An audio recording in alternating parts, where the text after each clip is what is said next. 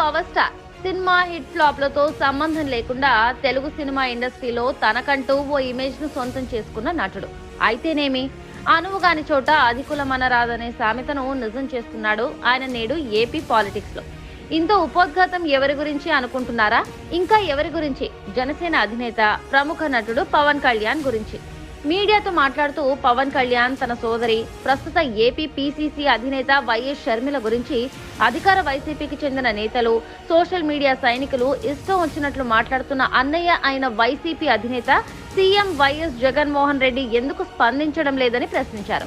అయితే గతంలో చిరంజీవి ప్రజారాజ్యం పార్టీ పెట్టిన సందర్భంలో యువరాజ్యం అధినేతగా ఉన్న ప్రస్తుత జనసేన అధినేత పవన్ కళ్యాణ్ దివంగత సీఎం మహానేత వైఎస్ఆర్ గురించి, అప్పటి కాంగ్రెస్ పార్టీ నేతల గురించి ఓట్లడగడానికి వచ్చే వాళ్లను పంచలు ఊడదీసి కొట్టాలని పిలుపునిచ్చారు అప్పట్లో.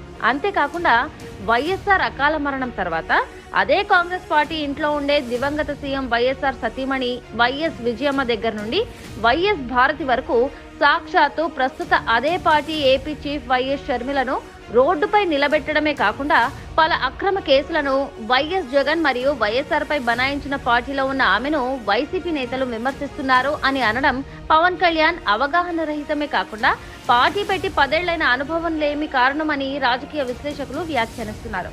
ఇప్పటికైనా పార్టీని నిర్మించుకొని సొంతంగా బరిలోకి దిగే స్థాయికి ఎదగాలని సూచిస్తున్నారు. లేకపోతే ఇలాగే ఉంటే గత ఎన్నికల్లో కనీసం 1 స్థానమైనా వచ్చింది.